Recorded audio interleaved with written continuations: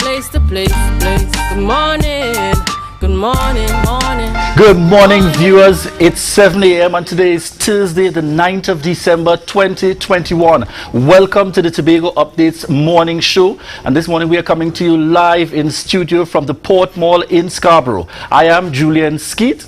And I am Ria Richardson George, and this is the day that the Lord has made, and we will rejoice and be glad in it. Good morning to Tobago, Trinidad, the Caribbean, those of you viewing us on the live. Good morning, good morning. Morning to you, Julian. How you doing? Morning. That's what we're missing. Yeah, we've been missing it. We are quite good. Today is a big day for us in Tobago. It is. We have the inauguration set, and you know it's a two-part process today into tomorrow. The president will be here, the Chief Justice, the Prime Minister will be here to see the swearing in of our 15 assemblymen. Historic at that. It's the first time we're having the swearing in of the 15 following the recent changes in terms of that would have taken place over the course of this year. So we are now a 15-seat assembly. A 15-seat assembly, one, and you're talking about, well, most of them very new to the assembly, very new to the assembly. But it's also a day of pomp and flair. Yes. If you know anything about the PDP, is that along the process, they have shown that they are about fashion. Correct. So persons are going to be locked on this morning to see who is wearing whom. Yes, because we're talking fashion designers. I tell persons all the time, I look forward to Zia Hackett. You understand? I look forward to Zia. Zia is one of those that certainly steps out in terms of and that's Zia naturally. Definitely showing that blend of both classy, beauty and intelligence as well. But I know that would be a thing across the board this morning. Yeah, we've got our eyes on Zia Hackett. We've got our eyes on Terrence Baines, because if you know anything about Terry, is that he loves to dress. I'm looking out for shoes, particularly with him, because he's a shoes man. He's always said it.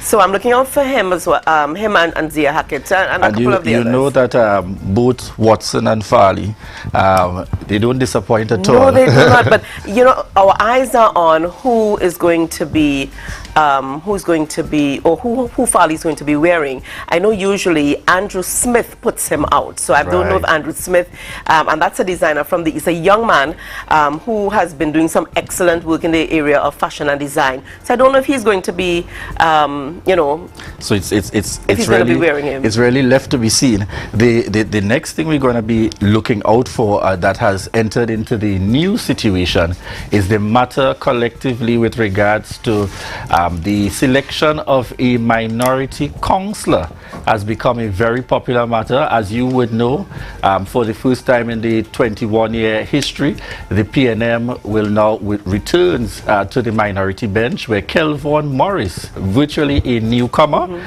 to the politics in January of 2021, will be taking up as the lone holder of a seat within the People's National Movement. He will be taking up the responsibility of minority leader and identifying the councillor. We have heard some names touting about naturally. Well, yes, Julian. Now, there's been a lot of speculation.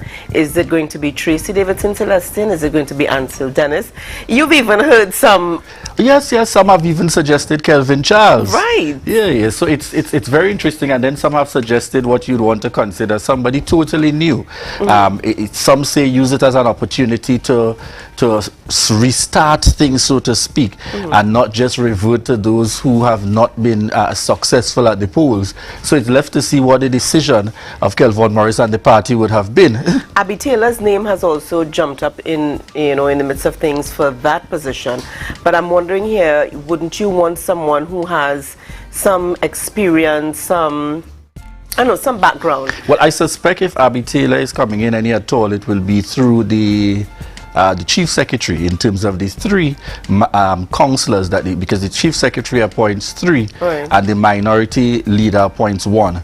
So I strongly want to suspect that Abby Taylor will be coming in some form or fashion into the lineup to be able to serve and to engage with her other colleagues in the assembly, because 14 came very close.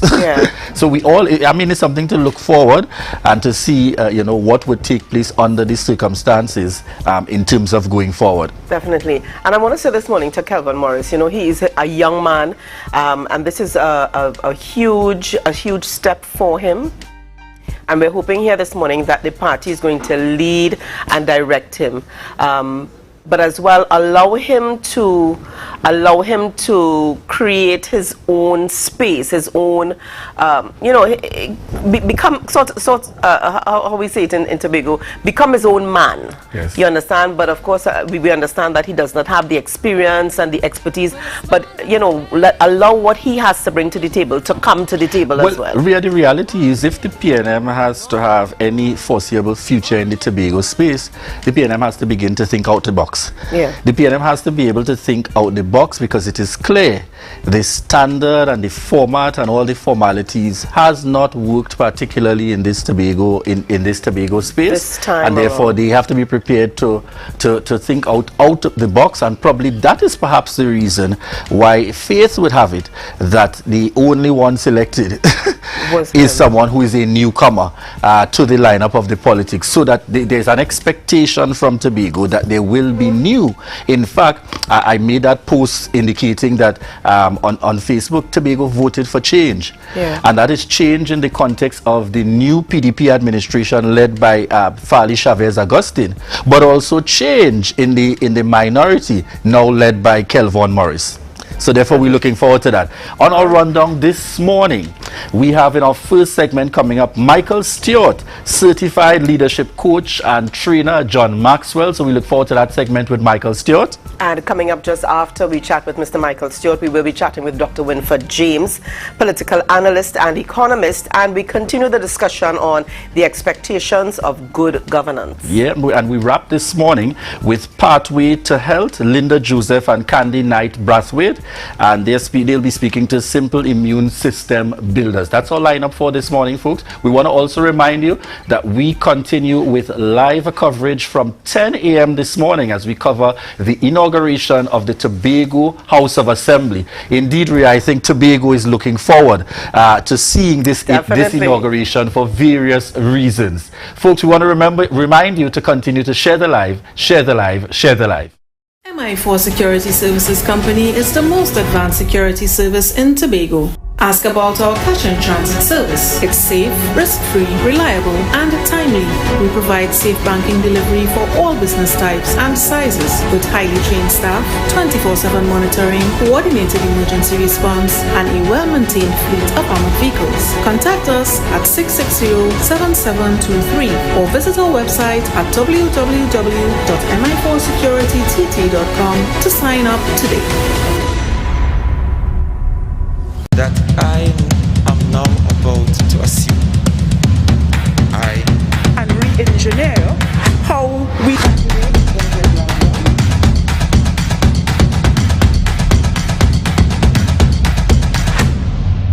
You can now get whatever you need whenever you need it anywhere in Tobago with Tobago. Your meals, medication, groceries, and shopping all delivered directly to you. No more hassle, no more stress. Get the Tobago app today on Google Play or Apple App Store. That's TAPPOGO, and let us deliver to you. Check our website at www.tapogo.app or call the experts at 494-TOGO and 484-4746. Tobago. Relax. We will get it to you. Tobago's at your service.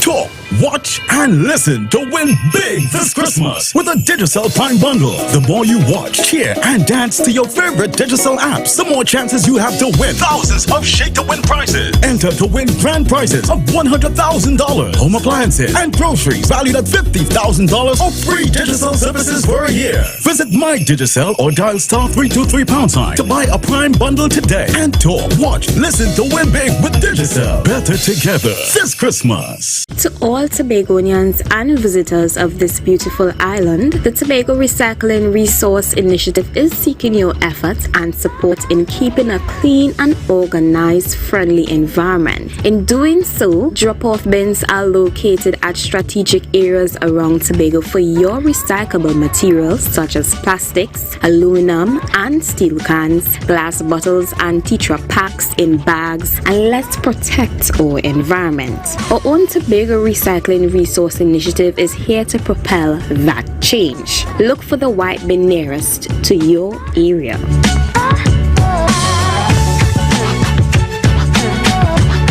It's our 75th anniversary. Live, laugh, and love with Lambo Credit Union. Take advantage of our 75th anniversary loans and get 100% financing for home improvement, appliances, groceries, debt consolidation, and much more. Did we mention no payment until January 31st, 2022? Get the most flexible repayment periods and the best interest rates around. Not a member? Not a problem. Apply for our new member reloaded loan and get up to $30,000 with zero down payment. Let's get you behind the wheel this holiday with our new and used vehicle loans. Call 639-5060 to book your appointment today or visit us on Facebook and Instagram. Wishing you happy holidays from Lambo Credit Union. And remember, we are always here for you.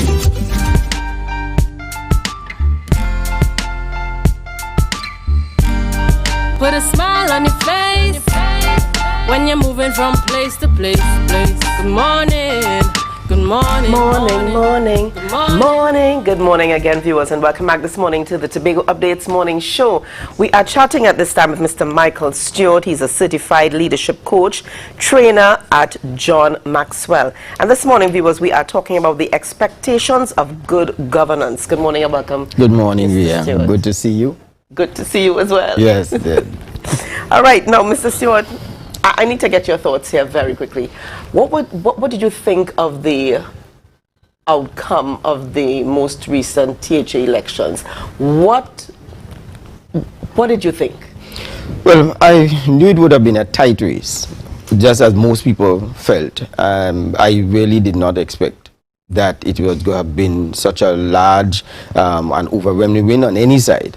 And so it was a surprise to me, and I'm thinking it is also a surprise to the persons who won, that they don't even think that they expected that they would have won it at such a wide margin, right? So I think it took the entire island by surprise, but we wish the new people and the incumbents, the current persons who are going to be inaugurated this morning, all the best, because it is in the interest of any people to ensure that the government perform and perform well.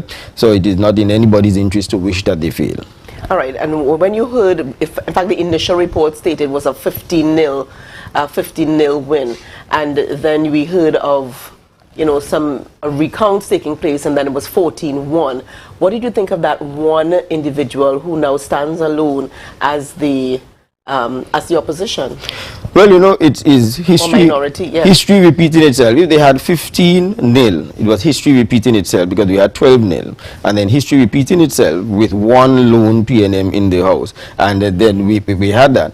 I think it is going to be, it is going to call upon Mr. Morris, his ability to be able to perform in that position as a newbie, but he's quite competent in many cases, and the people that he puts around him and the advice that he takes to be able to do probably as William Mackenzie did, when eventually, having held on there all the time, that eventually that you felt that the party was able to regain some form of confidence in the house. But it is going to be exciting days for Tobago, and it is really going to call upon our best performance as we go forward from here.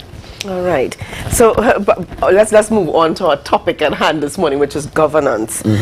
What is the difference between management and governance? Now, this is a term that has been bandied about, for many years in many spaces. Good governance. The people of Trinidad and Tobago want good governance or expect good governance. What's the difference between management and governance? So management is making sure that things run. So you manage it and making sure it's run, but governance is making sure it runs properly.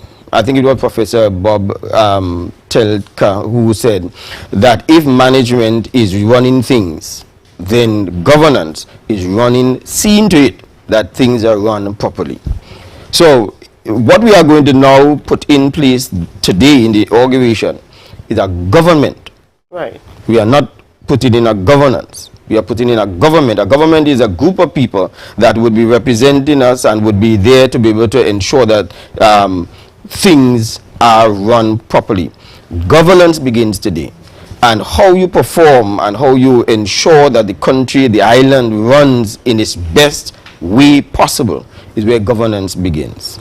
How important is governance to an organization? Well, it is so important that in 2009, if you recall, we had the CLICO debacle. And it is then that governance became pivotal here and even in the Caribbean, because it was about 10% of risk that the country was exposed to when CLICO went under, which was about $13.6 billion in TT dollars. In the Caribbean, it was 17% of exposure risk because of governance issues. So since then, it has become very important for many people around the Caribbean to look at governance structure. How do we do this thing to make sure that an organization runs at its optimal? And so now we are now going to look at what is going to take place, what has taken place before, and what will take place now, to make sure that the people that we put in there, the government, governs. And what would you say are some of the issues with poor governance? Well, with poor governance, I think sometimes there's a disconnect between those who are governed and those who are governing. And when there's a disconnect between that, there's a fallout, there's not cohesion, there's no cooperation that takes place. So it is important that those who govern make sure that they always keep in touch and keep in tune with what those who they govern want.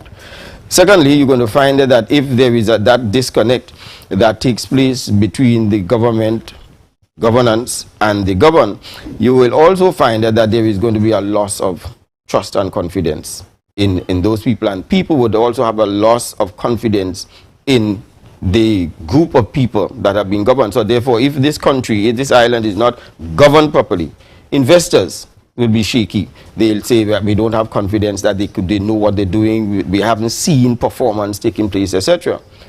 But thirdly, and most importantly, I think it is that the organization always pays for bad governance.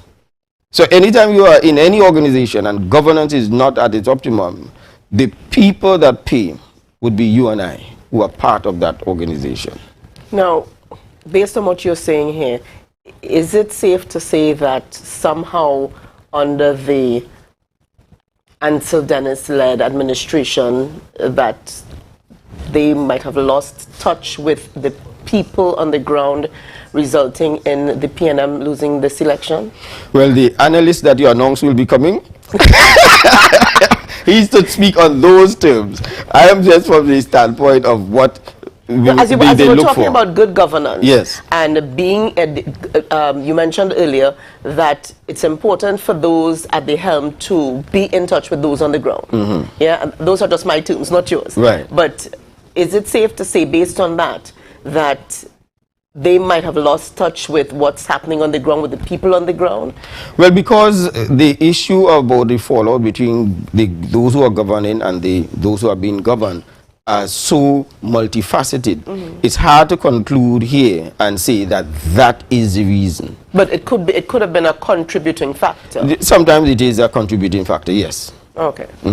All right. Are there certain must-haves in governance? Yeah, as far as the persons are concerned, integrity, key. And my own explanation of integrity is, for example, this building, nice walls, well painted, the building looks good. But if the foundation is flawed, the walls are cracked, but we have painted it over, done the cosmetics to it, the building lacks integrity, because what you see is not what you get. And everybody who's put into a governance position must hold integrity. What I see is what I get. What I say is what comes out. It's how I perform, and so on. And so integrity happens to be one of those that must be part of what a person does. Secondly, the person must have a genuine desire for the good of those who they govern. Not necessarily for personal interest or for nepotism, etc., but I really believe in the people and I want the best for the people, and so therefore the interest is always there. And then once you have particularly those main aspects of it, then you're also going to ensure that the skill sets that you put into government would be what is required for governance. All right. I want to ask you something just off the side here. In this particular instance, is it that persons voted against the party or against or rejected particular individuals within the party?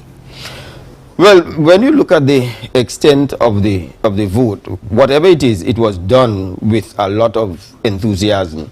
You know, it is like if you break up in a relationship, if you move with even the ladder that you're climbing the coconut tree with, then you're really left with arrogance, you're left with a sort of anger.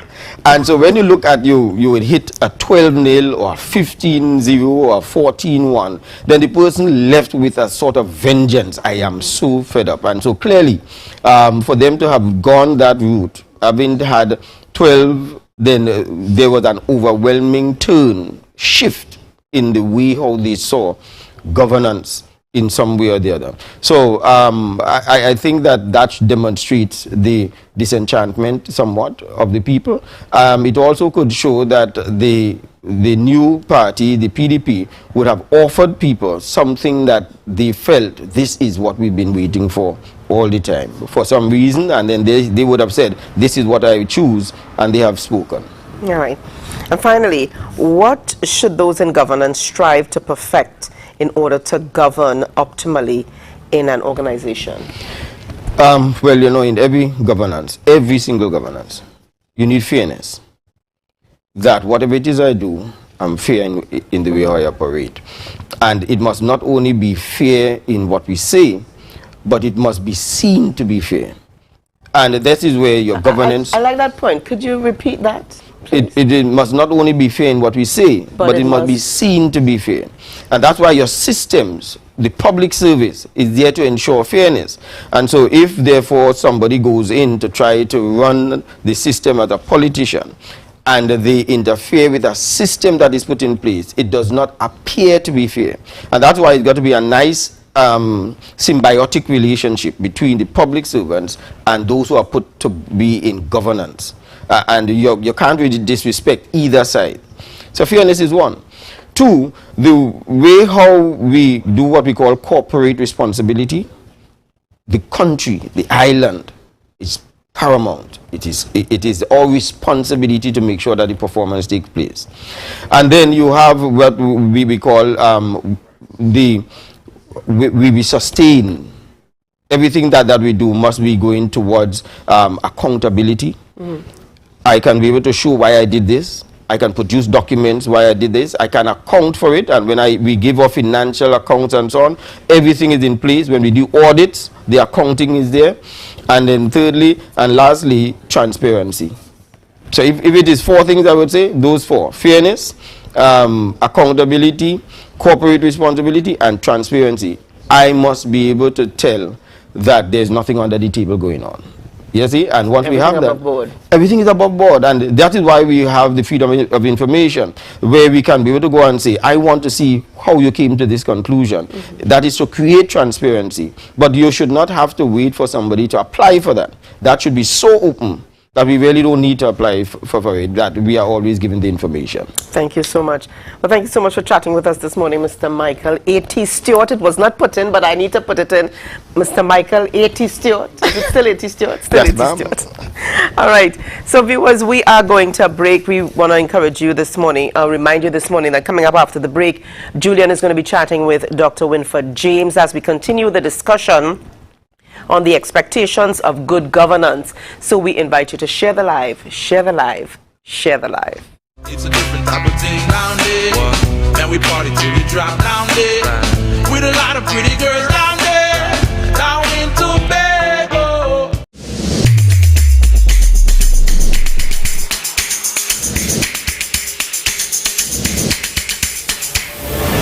Good morning, good morning. Put a smile on your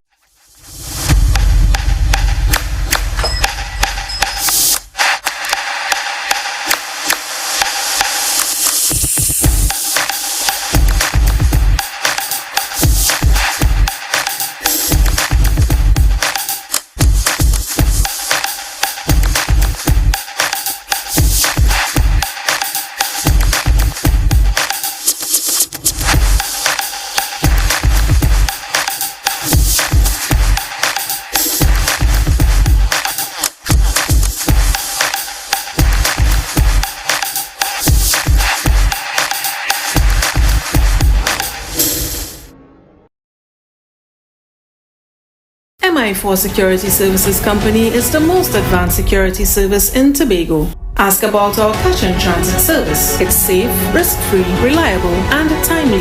We provide safe banking delivery for all business types and sizes with highly trained staff, 24/7 monitoring, coordinated emergency response, and a well-maintained fleet of armored vehicles. Contact us at 660-7723 or visit our website at www.mi4securitytt.com to sign up today. That I am now about to assume. And re-engineer how we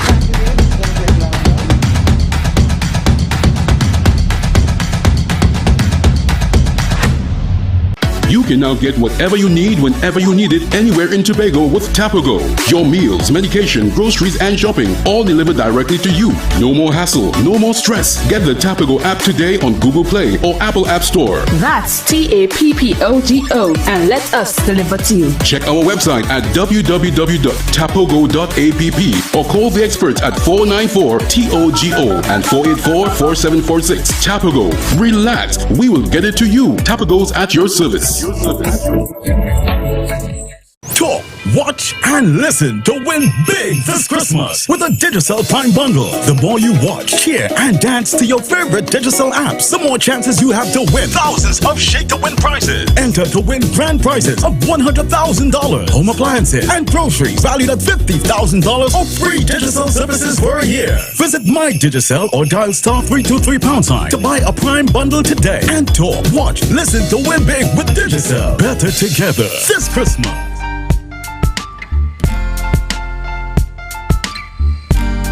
Put a smile on your face when you're moving from place to place. Good morning.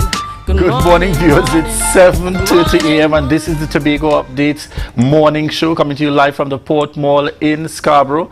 In this segment, viewers, we are chatting with Dr. Winford James, political analyst and economist. Dr. James, good morning. Morning, Julians. Good to see you.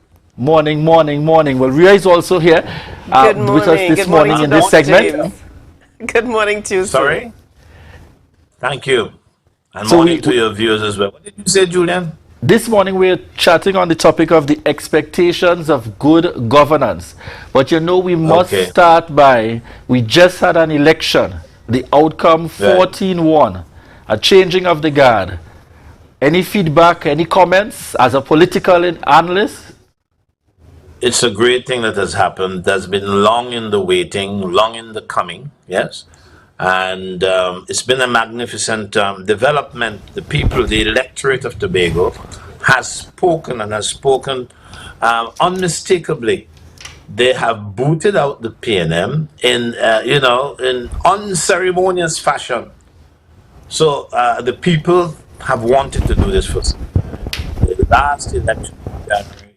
Told them that they could do it, and they came back and redoubled their efforts to remove the PNM, and now the island is at the center of a transformation in political terms, of course. The island has got to the stage where it can undertake a number of the things that people have wanted to get done in the island. So I am looking forward to a different kind of governance. Obviously, it will take a lot of work. It will take a lot of conversation with the central government. The central government, it seems to me, will have to bend to the will of the people of Tobago. That's what democracy is about. The people have said, we want a change. We want a different way of doing things. And I believe that that is what has happened. So we are out at the outset of this journey, and all of us, of course, must make sure that the dreams we have had for so long get realized as soon as possible.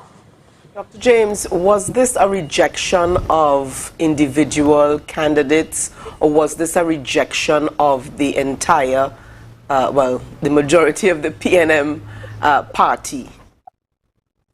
Well, it couldn't simply be rejection of people. I mean, the persons who elected, because if that were the case, it would not have gone to 14. it's a rejection of the PNM as a party and everything that it has been promoting, despite what people have wanted. The Prime Minister, of course, has said that it is up to his government and the Parliament which his government controls. He has said that bold-facedly. The Prime Minister said, look, Tobago, you have been dependent upon Trinidad. Vote for us for depending on Trinidad. Prime Minister said that. The Prime Minister has refused to engage with any of the proposals that have come from civil society, that have come from the other side, that's to say the non-PM side, has refused to engage in a proper, respectful dialogue, discourse on these new ideas that have been coming. And they have not been coming from Trinidad. They have been coming from groups in Tobago and individuals in Tobago who have given the politics of Tobago a good, examination. And the Prime Minister has been, shall we say, defying what the Tobagonians want. And he has been doing so by demonizing some of the leaders that Tobago have thrust to the forefront. Yeah, he has been demonizing young men, right? He himself is in his 70s, and his people do not talk unless they are guided by him. So we can't even depend on what Tobago PNM has wanted to say, because we know that it's merely a kind of a shadow of what he wants. But there are people in Tobago, young men in their 30s and their 40s, the early part of the 40s, coming up with ideas, and the PM, rather than responding to those ideas, chose to demonize. So yes, I don't think it's merely a rejection of some people. I'm sure that is involved, but given the number of seats that the PDP won, and given the fact that the PNM has won only one seat, we have to say this is more like a corporate rejection. It's a rejection of the whole rather than simply individuals. Hope I answered that question, Ria. Dr. James, you have referred to the fact that in terms of young men with ideas, and similarly as well in terms of the PNM attaining one, the PDP administration to be led by Chief Secretary Fali Augustine has committed to a change in the way forward. Are you confident that given the fact that the one PNM assemblyman is actually a newcomer, that there is a likelihood that the PNM would also give a consideration to change in the way that they operate within the context of the House and the process of governance at this stage? I'm hoping that they will, and I'm hoping young Morris will also learn. He's a young man, and he's well loved, obviously, in his constituency, and he's loved within the PNM. So there's a lot to learn, and this thing ought to be inclusive. The fact that his party lost doesn't mean that we have to throw him out.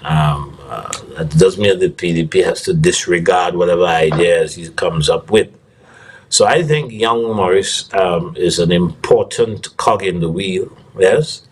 And once he's willing to learn, I think he should be accommodated. If he merely comes in here as a reflex of what the PNM has been, he's not going to travel very far at all. It's going to be very grievous for him. At the moment, right now, 14-1 makes it grievous on the books. But in the way that Fali and his team govern, there could be a difference. But Mr. Morris will have to be prepared to learn, be prepared to be independent now, and show people what stuff he is made of, rather than following signals that come from the customary signals that we have been having from the PNM. If he follows those signals, I bet you that the Mr. Morris would travel very far. Dr. James, if you could advise the PNM at this point, this morning, with regards the one pick that Mr. Morris would have for a councillor, along with him as the lone opposition leader, who would you suggest and why, and who would you not suggest and why? Ria, I am not a magician, I'm only an analyst. the PNM is a big outfit, you know. The PNM is a very important institution in our politics. It's been around. It has its ways, you know. There's any number of people that can be chosen by the PNM to continue its work in the House of Assembly. He can take the political leader if she does not resign. That is, he can choose that person. They can choose the deputy political leader, that's Mr. Dennis I'm referring to. You know, they can choose him. I'm talking about people who were chosen to be at the top of the heap.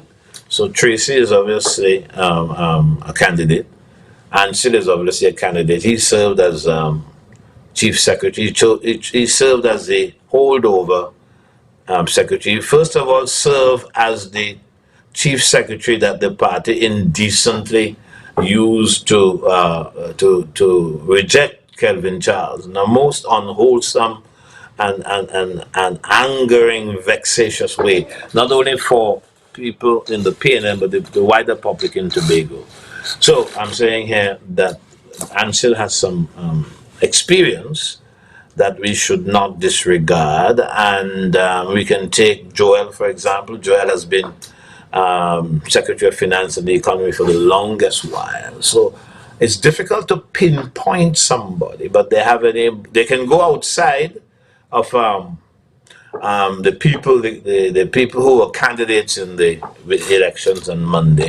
They can go outside that group and pick a number of people. Pick from a number of people, and I'm sure that there are some people who they can pick whom I do not know. So I'm saying yes, the PNM has an abundance of resources and talent, and that person must be chosen. Now, that person should not be chosen by the Trinidad and Tobago PNM, that is to say the wider PNM, the overall PNM part. That person should be chosen from within the constituency here in Tobago and be chosen by the Tobago PNM. You know, they do things secretly, and you may not know who chose whom. You might not know that. But people need a transparency from the PNM that has not been forthcoming for too long. So that's what I would say. This is a party with a lot of talent and a lot of choices. But it must be, its actions from now on must be seen as actions guided by the Tobago Council of the PNM as they deliberate on the way forward. Thank you, Ria. Thank you. Dr. James, Yes. Right, I'm just making sure you're still there with us. I know you also wear the hat of president of the Mount Pleasant Credit Union, and we want to talk in terms of finances as well. The PDP administration has promised a concept of looking at community-based management where funding goes into the communities in such a manner that each community is being given an equal opportunity in order to develop. What are your thoughts in terms of that approach in relation to good governance and reaching people directly? Kind of similar to the concept in the credit union movement. Mm-hmm. Yeah. You're talking about the assignment of $10 million to each of the constituencies. It's a proposal that people have engagement with, and they don't understand. They don't have enough knowledge, by the way. They are quick to condemn. They think Fari is going to go through his constituency and hand out actual cash. You follow? There are people who think that way. And the people who have been saying things like that have usually been PNM people. But it's a great idea for local development. That's local government really should be focused on the people within the locality, the municipality, handling a lot of the things that central government does and probably used to do. This is part. These are not new ideas, really. These are not ideas that have sprung naturally from the breast of the PDP. They've been around. If you go to the green and white papers, the PNM has come up with, and if you go to the beginning of Dr. Rowley's term, when he was pushing local government of a kind similar to, if not identical to, what is happening with the House of Tobago House of Assembly. I don't know if you guys remember that, but the records are there. And then, of course, he moved away from that because apparently he wasn't getting the kind of support that he thought he would from his cabinet and from the parliament. So he ditched that, he put that on the shelf, and it's still there. The ideas are still there. But his idea was to transform the municipalities in Trinidad into House of Assemblies, that using that model, as I said. So he knows. But communities fixing their needs and engaging with their development from their own, shall we say, from their own perspective, is an idea that is popular across the world and should be encouraged. Now, with respect to how the monies will be stored, where the monies will be, and where they will come from, and how they will access the money, then we can put the money in credit unions, not simply Mount Pleasant, but since we are talking about an island-wide initiative, all the credit unions that are functioning, or if we want, we can form what they call is a development bank.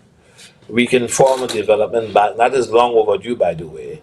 And we keep the monies here, and we get involved in different kinds of banking that the people need and that the credit union system needs. Right now, of course, the credit unions are taking people's money, they're making monies out of the monies they're taking, and what credit unions are doing is to save the money in banks not owned by their own shareholders. That is I suppose, an unavoidable state of affairs at the moment. But that's not a state of affairs that we would want to encourage to continue. So shift the monies from where they are now, usually in banks owned by the 1%ers, and put them in a system that is managed locally, right? And then all kinds of spin-off benefits will be the case. We will have a lot of spin-off benefits. All right. So as we move forward, Dr. James, we're talking inauguration today. Brand new party. Yes. Well, brand new party to some extent. What is your advice for those who will be taking over today, Mr. Fali Augustine and the PDP team? What would you say to them this morning? Well, first of all, I don't even know who the presiding officer is. Up to late last night, I tried to know. We've got the person? No, there's no names have been presented. We've just speculation. They have kept that name on the wraps. Yes. And I don't know the reason for that, right? But once they are not going to be dictatorial, and once they're going to be consultative, yes, that would be a good thing. But advice for them, I think Fali has been advised a whole heap before. I think Duke has been advised a whole heap before. And now what they're trying to do is to repeat that advice so the public can hear. The party was very clear in his acceptance, in his victory speech. He was very clear as to the kind of politics he wants to develop and wants to see unfold in Tobago. If you go back to his victory speech, it's all there. They must push against corruption. They must push against victimization. They must push for people participation. They must push for the kind of politics that makes the local communities handle their development. Obviously, these things are not going to be easy, but they are worth pursuing. There are any number of people, I think, who are willing to assist. They have to speak to the diaspora, if you want to call them that, in Trinidad.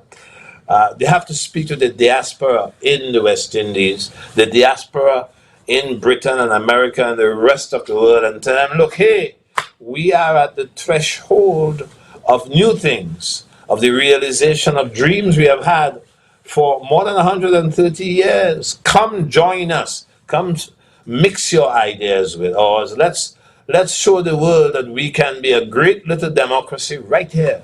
Right? So that's the kind of advice, but I think that those words have been coming, not maybe necessarily those words, but those ideas have been coming out of Fadi's mouth. And we should help him because politics is not an easy road. We must help him to implement, realize those ideas. James, as we wind things down in this interview, any advice for the Tobago populace? Because there's a sense of joy, there's a sense of excitement with the change and the newness. But any advice or words of caution for the Tobago populace? Because many have been saying, you can't expect the current administration to get it all right and perfect and fixed within one term. So any advice or guidance for the general population and for those who are taking up office as well? I think the people know that you can't get it all done in one fell swoop. They also know, the political leaders, the hierarchy of the PDP also know that they can't get it done. This is going to take some time. But if they set off with the right foot forward, if they prioritize the number of things that they have to do, and they tell the public that we have a set of new ideas here, and we clearly cannot do everything in the first term, but we have prioritized, and these are going to be our foci. They tell the people that, and if they appeal to people for help, to say, this is your government, come in and help us. And if they themselves look at the current laws before the changes come, the current laws allow them to innovate with respect to people influence, people advice to the new government. They're going to be doing wonderful things. But the moment they become standoffish, the moment they separate themselves from the people, the moment that their heads swell so big that they start to misuse people and disregard them, they're going to run into some very serious trouble. I don't think they will. So we must try, and we must get people to come back home, as I said. We must get the local talent. We don't have all the talent that is necessary for the transformation. Every year, this island bleeds some of its best talent to the rest of the world. Every year, teenagers coming out from Cape, coming out from A levels, can't find the kind of opportunity they want, and have to go abroad. We have been bleeding some of our best minds to other countries. And while I'm in normal circumstances, I don't mind the trade of minds. My mind's going to yours, your mind's coming to my place. Well, I don't mind that. We are in an underdog and an underling kind of situation. So I would say, let's be all-inclusive. Let's embrace the large opportunities that are there. Let us understand that it's for us to fix them. Yes? Let's employ as many Tobagonians as possible in the private sector.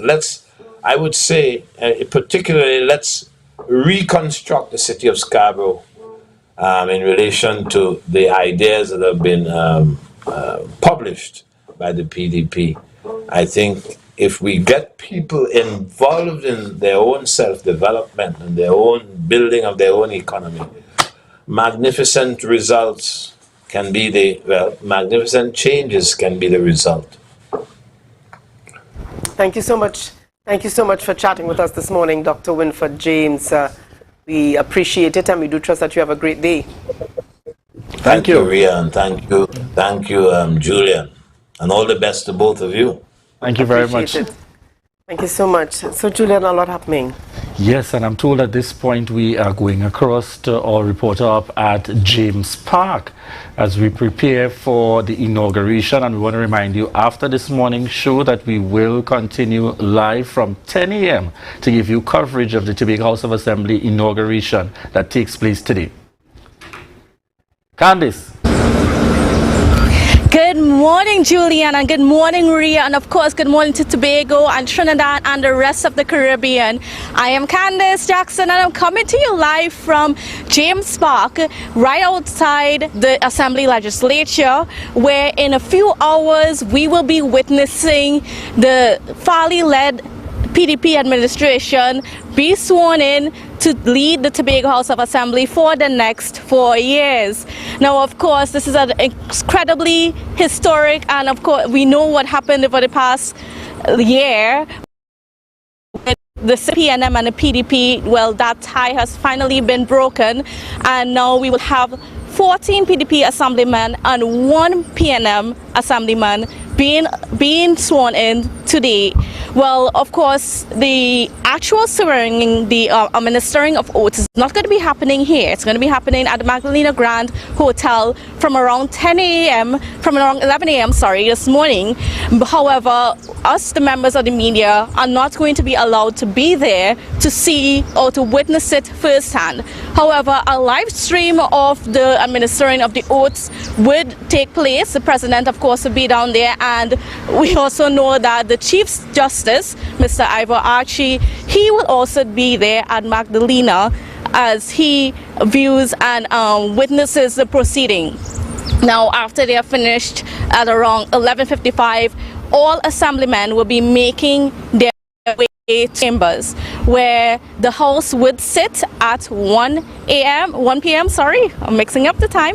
But at 1 p.m. they will sit, and then they would be able to elect the presiding officer. And of course, we know that in January there was a little bit of a drama where that was concerned, but we are not expecting that drama right now. However, the drama would be on anybody's minds. It's just, who is the PDP, who will the PDP be selecting for presiding officers? There's a lot of names that have been thrown out there in the last couple of days, but we would find out at 1 p.m. today.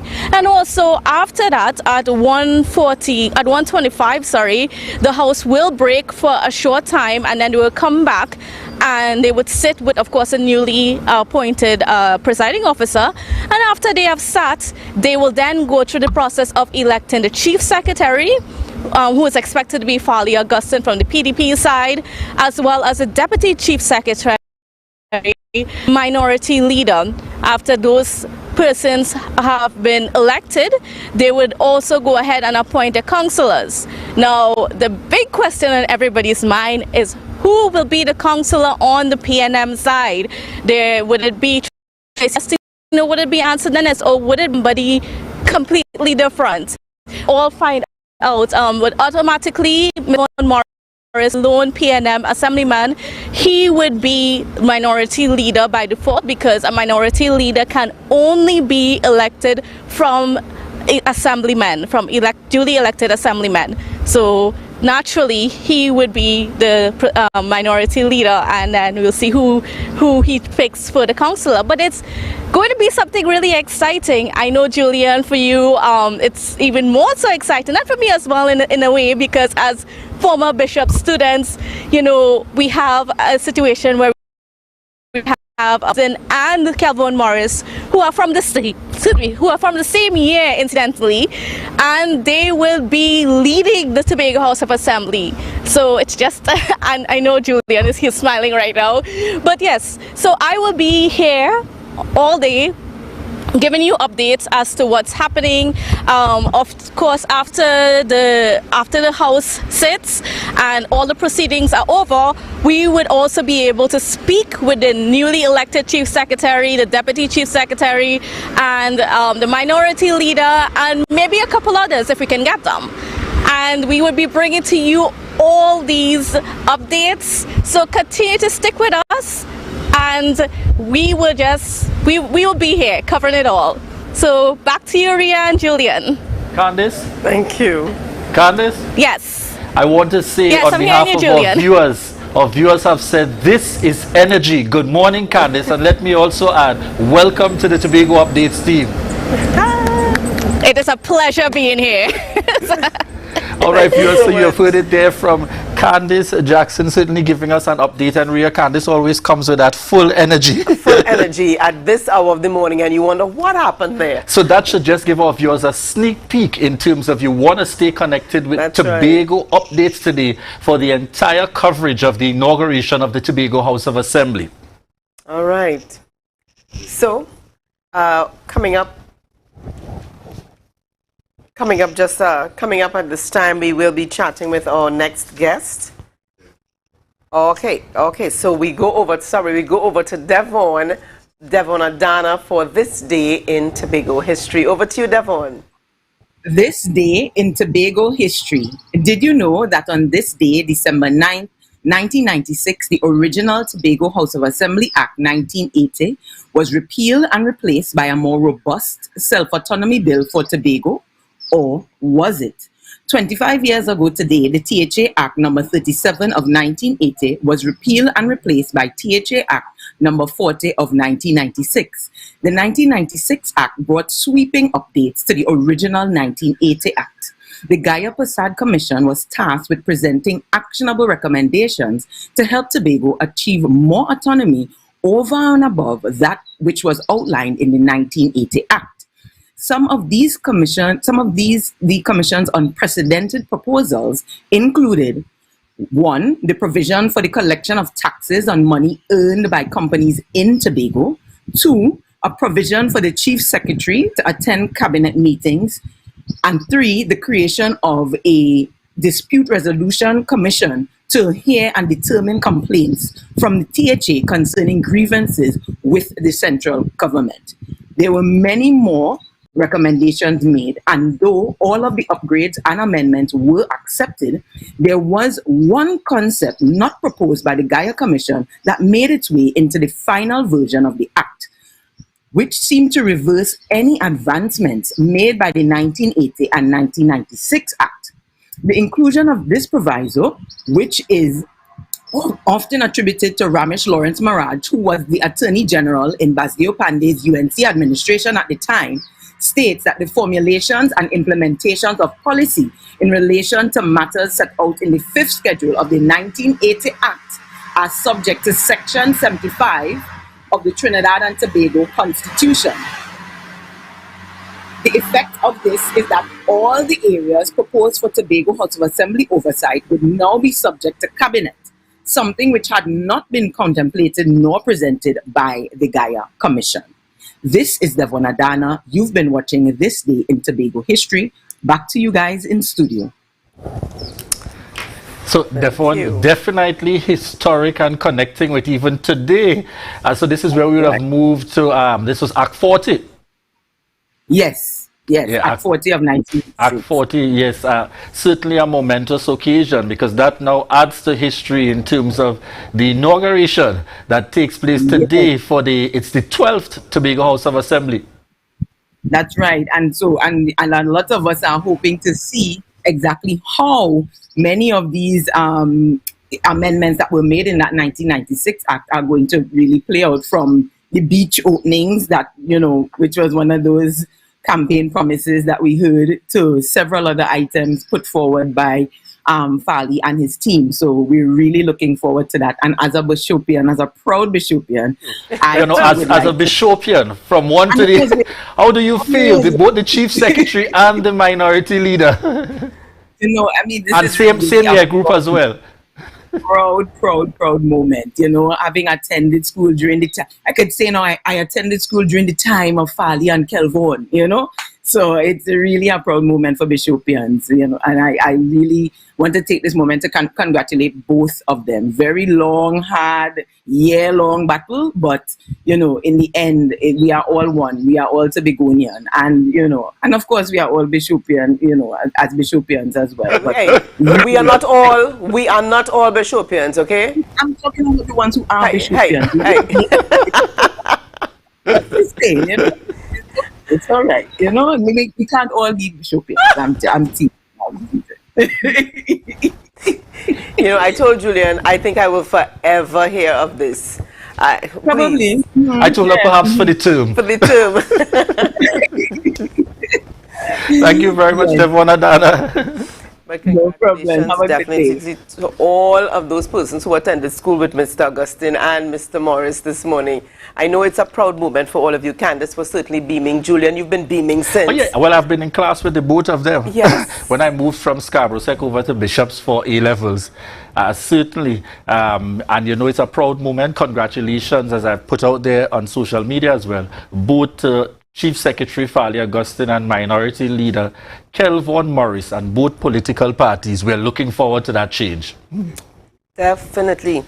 Well, we are chatting, we're switching gears at this time, Julian, and we're shifting over to Candy Knight Braffett, who is the Director for Pathway to Health.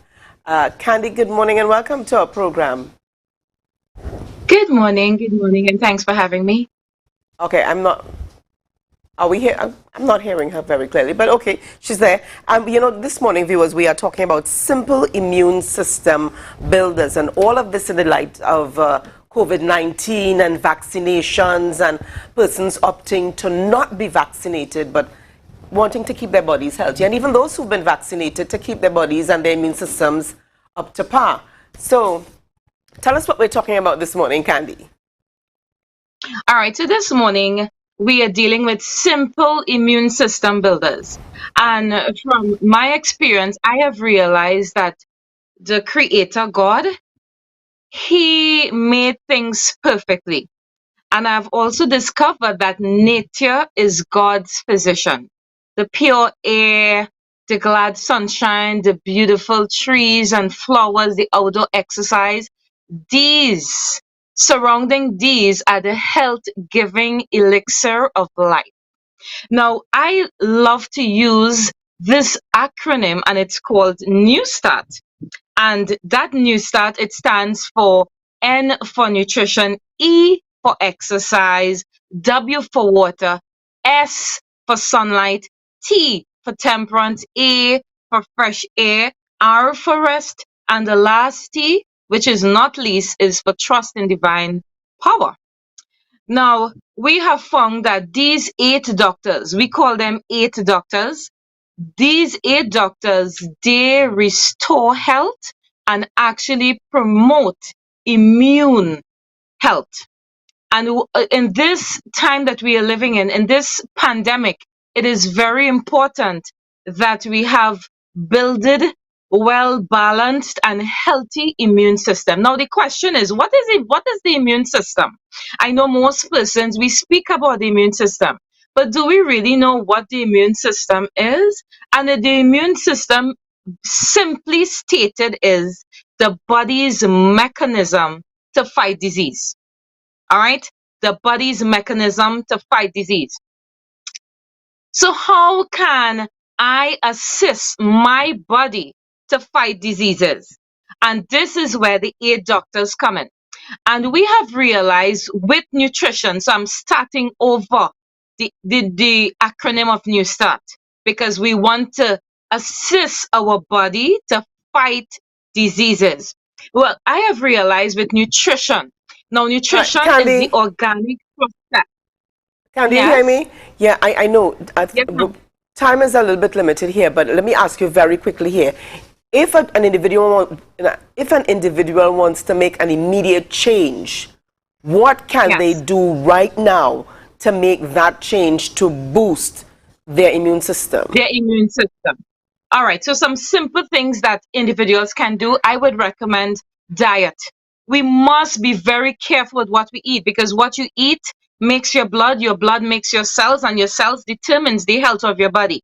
All right, so we must focus on eating more raw fruits, vegetables, more raw foods, because it promotes the oxygenated blood, and that would boost the immune system. And also, at all costs, avoid all refined sugars and carbohydrates, because when it's digested in the bloodstream, the cell sees it as sugar.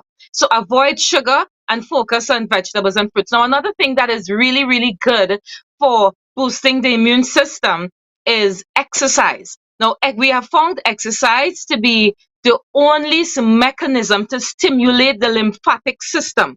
The lymphatic system is a system which exfoliates and eradicates all the toxins in the body. So if you want to prevent against cancer, or you have cancer, exercising is very, very, very, very important. So we eating properly, focusing on fruits, vegetables, avoiding all refined sugars, carbohydrates, exercising, drinking water. And the last one I want to tell you, because I realize we don't have time. Sunlight. Now, sunlight, what we get from the sun is vitamin D. When the ultraviolet rays penetrate the skin, it converts cholesterol into vitamin D. Vitamin D is a pro-hormone. And what that does, most of our organs have vitamin D receptors on them. So you'll realize your pancreas, your kidneys, your heart, most of these organs, they have vitamin D receptors, and the vitamin D is one of the primary source of energy. It actually gives the organs the energy to carry out their functions. So I would recommend also that we go and get direct sunlight. The time I recommend sunlight for is the time between 10 a.m. to 2 p.m. Get at least 20 to 45 minutes of direct sunlight. You can wear long sleeves, you can wear a hat, cover yourself properly, allow at least the size of a quarter of your skin to be exposed, and you would receive enough vitamin D for the day. Just as we close up this interview, could you tell our viewers very quickly contact information for you? Sure, my contact is 492-0158. Right. So thank you very much there to Candy Knight-Brathwaite, Director of Pathway to Health, certainly giving us some simple immune system builders tips to guide us through. Rhea, we are down to that final moment as we wrap this morning. Yes, we are. I'm not sure about that sunlight at that hour, 10 a.m. to 2 p.m., but definitely we are going to give it a try.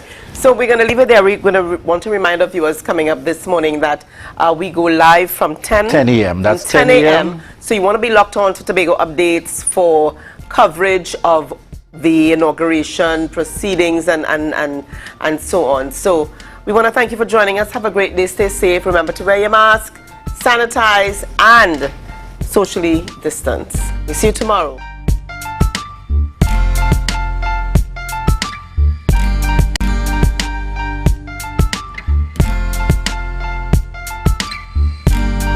Put a smile on your face when you're moving from place to place. Good morning, good morning, morning, good morning, morning.